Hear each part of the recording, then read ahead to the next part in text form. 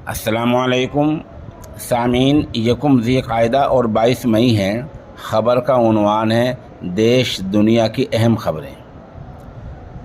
कश्मीर में आज यानी पीर के दिन से 24 मई तक G20 शिखर सम्मेलन मुनक़िद हो रहा है।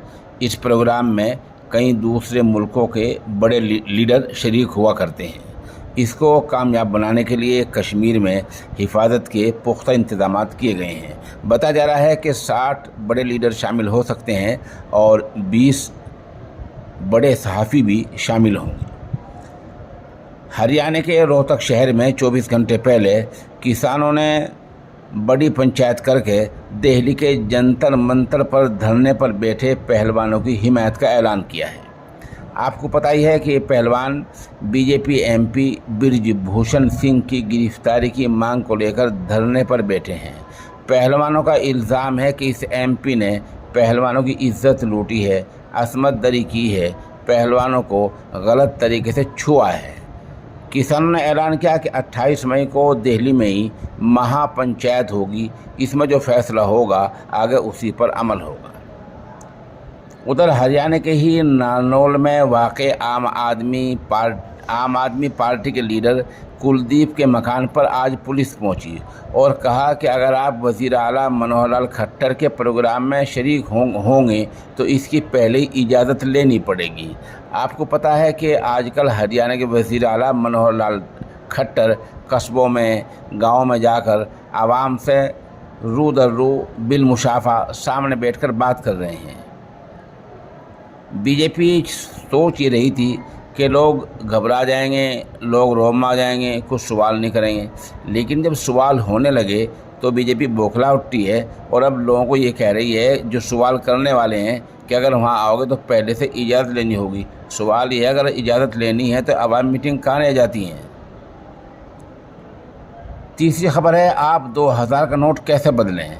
2000 के नोट बदलने के लिए न तो कोई फार्म भरना पड़ेगा, ना आईडी दिखानी पड़ेगी, बस आपको बैंक में जाना पड़ेगा और 2000 का नोट बदला जाएगा। लेकिन इससे बड़ा सवाल ये है कि 2000 का नोट आम आदमी के कितने लोगों के पास है। जवाब ये है कि ज़्यादा लोगों के पास नहीं है, ये नोट तो लीडरों के ही पास है। उधर सूबा राजस्थान के जोधपुर के गाँव रायमल वार्ड का एक फ़ौजी पिछले 1 महीने से लापता है।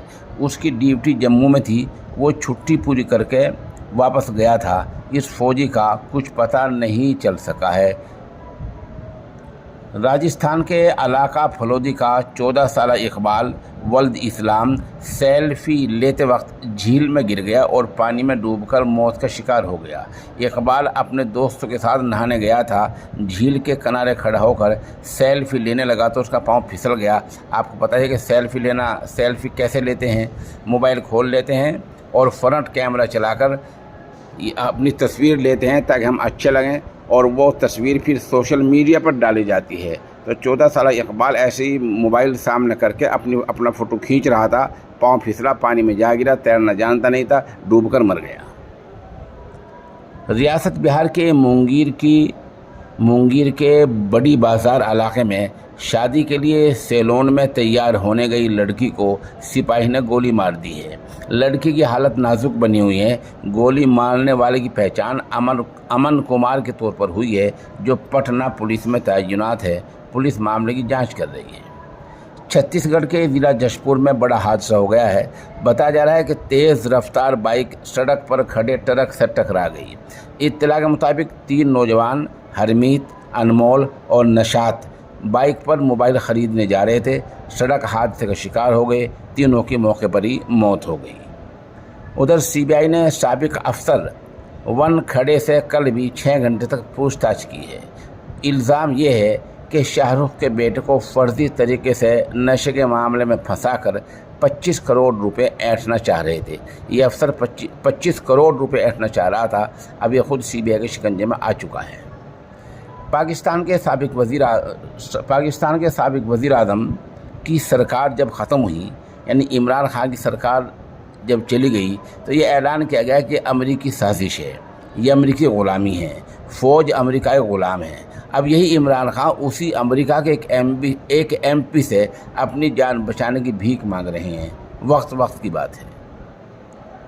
दुबई में मईशत यानी कारोबार को बढ़ावा देने के लिए एक 30 मंजिला ऊंची इमारत के ऊपर मसनूई चांद बनाया जाएगा, नकली चांद बनाया जाएगा।